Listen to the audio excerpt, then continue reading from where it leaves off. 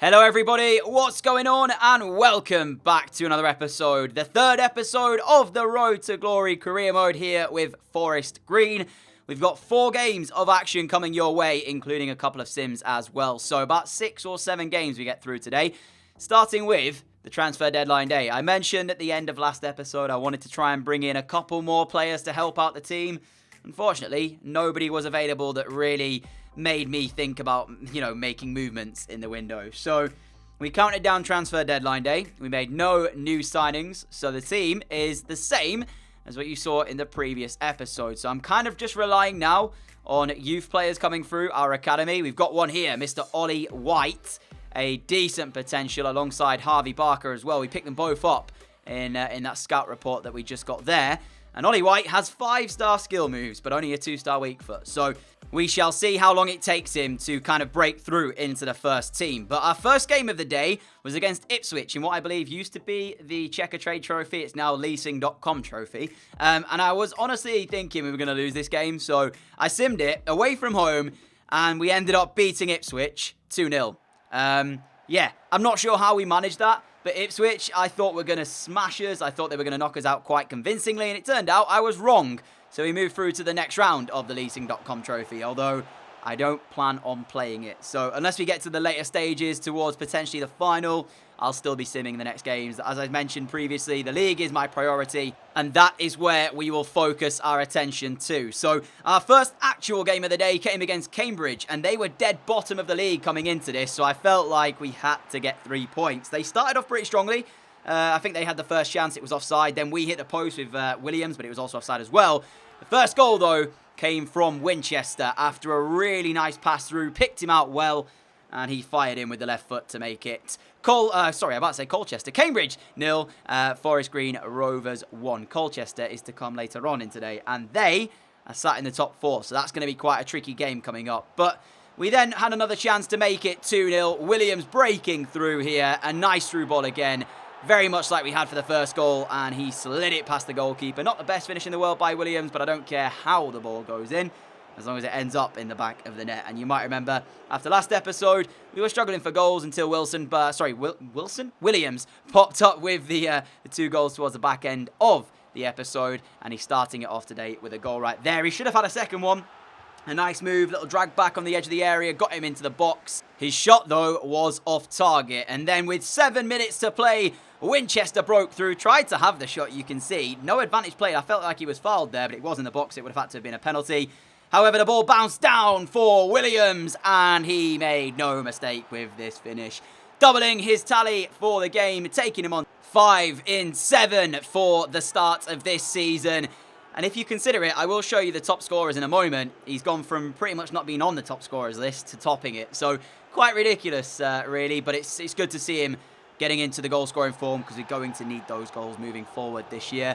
3-0 the final score here to start the episode off. But for now, as I show you the top scorers, we have a very tricky live game coming up against Colchester. So I'll leave you with that. Enjoy.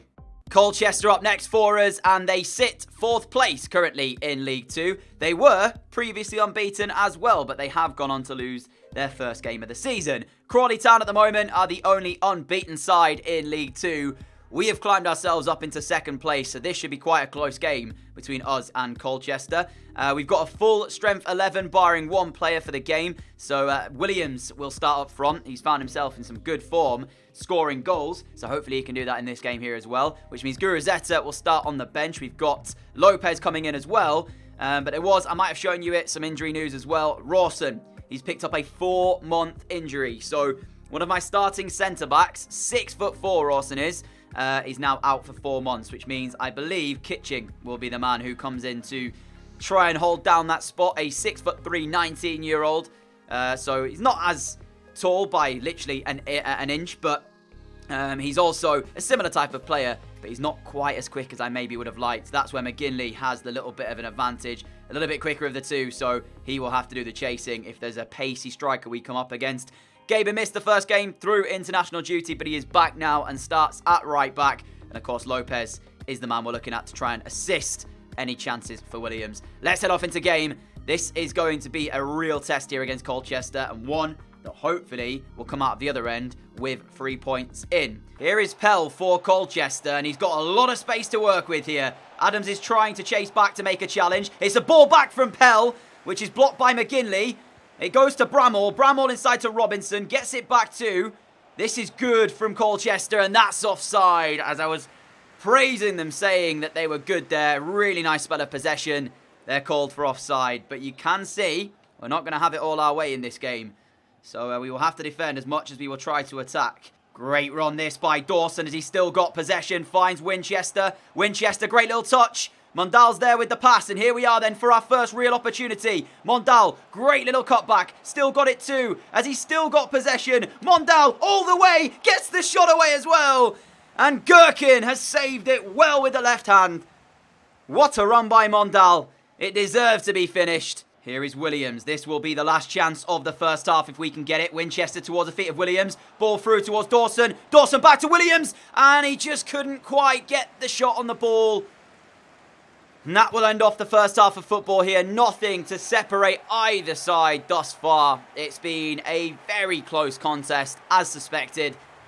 And realistically, it's going to take a moment of magic from somebody to change this game. Winchester towards the feet of Williams. Good turn by George Williams. And where are we going with this one then? Mondal is the easy ball. Let's use that. Good control by him. Off towards Dawson. Dawson with a shooting opportunity. It falls to Williams. Dawson still got it somehow. And Gherkin has saved it. I don't know how Dawson had the ball there. But all I saw was the back of the net. And unfortunately, it hasn't worked out like that. Good save by Gherkin with his right foot, as a triple substitution comes through for Forest Green to try and change things up. Guruzeta is on for Williams. Freya is on as that corners in towards the box for Lopez. And Taylor on for Winchester as we look to try and change the game. And that was close to the first goal here. Dawson, what a chance.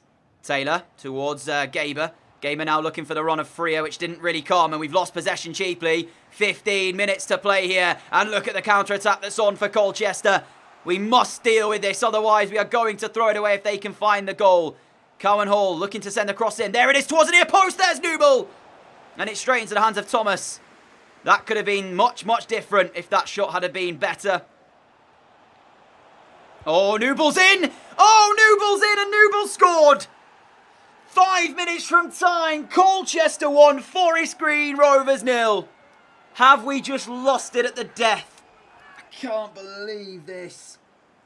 All we had to do was hold out. Do you know what, right? I can't say we've been good enough to win the game, but I genuinely don't think we've been bad enough to lose it either. A 0-0 would have been a fair result here, but that's the quality that we were speaking about when we said one moment of quality will win the game. We hadn't come up with it up until this point, and Frank Newble has now for Colchester. 4 minutes to play, and I'm not quite sure there's enough time for us to find an equalising goal. We haven't done enough to suggest that we have got an equaliser in us, as Taylor now looking to try and find a last grasp chance. Up towards the feet of Guruzeta by Dawson. 2 minutes left on the clock here. Mondal is the easy pass, but we need to try and get a chance, and you can kind of see Colchester are not willing to really allow us to do that. Here is Dawson. Guruzeta's made the move. Guruzeta's in. He must score! And it's straight to the goalkeeper, and that is going to be it. Forest Green 0, Colchester 1. Game, set, and match. Frank Newble's goal, the making of the 3 points here for Colchester. I mean, like I said, I don't feel we deserve to lose it, but such is the way of football. You can see it was a tight game all the way through. And part of me knew that if there was going to be a winner, it was only going to be 1-0. Frustratingly, Colchester are the team who's got it. A frustrating way to lose against Colchester, but we were looking to bounce back with the very next game as we took on Carlisle away from home. And I felt like a reply was much needed, you know, to lose it with 5 minutes to go. It's not ideal.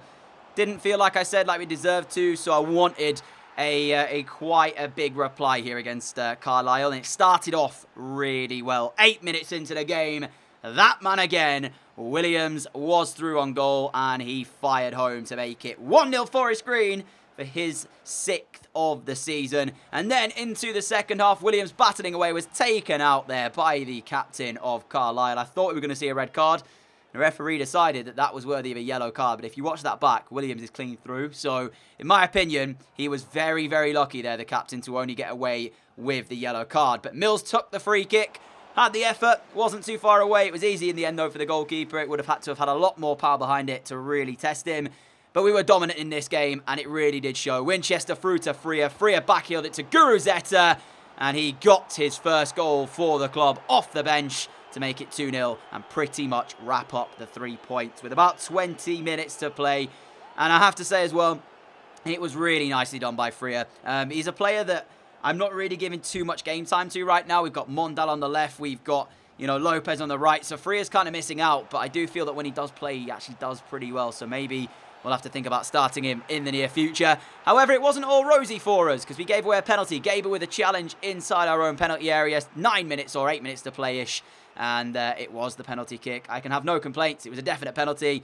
Didn't get anywhere near the ball. So up stepped Carlisle and their man put it past the post. Olo Mola, I don't know what he was thinking when he took this spot kick. Didn't even hit the target. And that's the worst thing you can do when taking a penalty. If you hit the target and the goalkeeper saves it, at least you hit the target.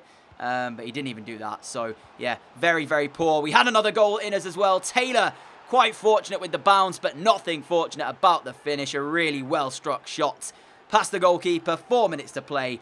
3-0 Forest Green. Very much like the first game of the day, we were dominant. We looked like a different team to the one that we saw play against Colchester. Let me just throw that out there.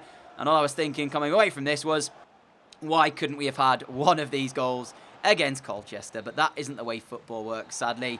And at full time here, we'd wrapped up the 3 points. I asked for the reply, and I got a very, very good one as well. Lots of positives to take from the game. Guruzeta's first goal for the club. There was a good performance from Freer too. And after that, it was Stevenage at home. I felt we were going to win the game, so I simmed it. And I was very wrong, because Stevenage ended up smashing us 3-1. At this point, they were like 14th in the table, and we were sort of top 4. So I thought that this was going to be comfortable, and yeah, wasn't the case. Quite frustrating, really, to come off of a great win to then do that against Stevenage. Probably should have played it, but like I said, they were 14th. There was no reason why we shouldn't have put in a good display there. But for the final game of the day, we took on Salford City, who found themselves into 8th.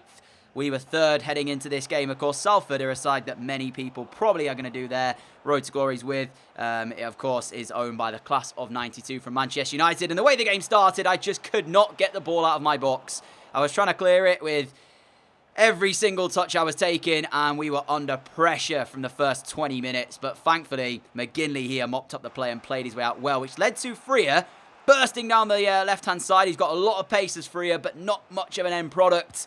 And that's why when he shot, he hit it pretty much straight at the goalkeeper. So, yeah, not a great effort by Freer, but he's got to start here. What can he do with it? Can he be the man to sort of help us win this game? But I just sensed it was coming, the Salford goal. I really, really did. You saw it. I was trying to clear the ball in the early stages, so I knew full well we weren't going to have a great day defensively here. And not too long later, the ball came into the box. And again, we leave a lot to be desired defensively, as Salford go 1-0 in front. But Williams continues his goal-scoring form. 2 minutes until the end of the first half. Salford 1, Forest Green Rovers 1. Williams pulling back on level terms for us. And in the second half, I knew we wanted to come out and try and get this win. Again, looking at it against the Colchester game, or against Colchester, we were in the game. And I knew here we were in the game as well. Although Salford were creating chances, we had chances of our own. So I brought on Guruzeta. And I've got a lot of credit for Gaber, the run that he goes on here to set this play up initially.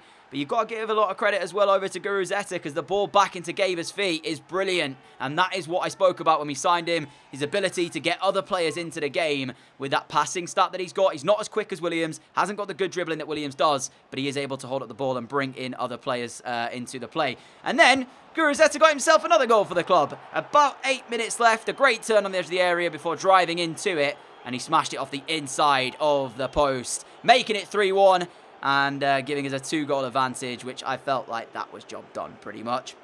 We fell behind, but what a reply it was. 3 goals without answer against Salford led us to leading 3-1, and we ended up coming away with the 3-1 victory too. So a bit of a hit and miss episode today, because I didn't expect us to beat Ipswich. We did. Then we ended up starting off the episode well with a 3-0 win. Then faced Colchester, where we lost by 1-0. Move on to Carlisle and beat them as well. lose to Stevenage, finish it off with a win against Salford. So yeah, I'm not quite sure how I feel today has gone. It's been a bit inconsistent, but we still find ourselves in third place anyway. That is the table how it looks at the moment. Colchester are top. Decide to have beaten us today. Stevenage, I'm not quite sure where they were. You can see as I scroll back up here, you might be able to check them out. But anyways, to quickly show you a squad report as well, this is how the team are progressing, what's going on, and some of the other things to talk about too. I've currently got 2 players who have come through our youth academy out on loan, and they're not playing games. I spoke about this in my main career mode. The loan system, when you loan players out, they've got to be playing games. I understand it if you loan them to a club that just they wouldn't play for. But Crewe Alexandra at the moment have got Mason on loan. I know he is 53 rated, but he's yet to play a game for them. They're in our league, of course, but yeah, he's not playing. So might have to rethink about maybe recalling him and getting him back and trying to use him myself, because although he probably wouldn't get into my team, he might get a couple of substitute appearances here and there, maybe in the cup and whatnot. So yeah, it's a bit frustrating the fact that those guys are out on loan and they're not getting any football. But Diego Lopez, look how well he is progressing already, 67 rated. I'm actually going to be deploying him more as a cam moving forward. I don't think he's quite quick enough to play on the wing, so I feel like central attacking midfield, sort of in an Iniesta role, is where he'll shine. So we'll see how he does in that role. That's going to be sort of his position moving forward. But nevertheless, that's going to bring us to a close for today's episode. If you have enjoyed it, a like would be greatly appreciated. As always, a massive thank you as well for your support on the channel. If you are new around here and like what you see, hit that subscribe button down below. And until next time, have a great day, have a great evening, and I will see you all again with another episode in the series very, very soon. Until then, adios.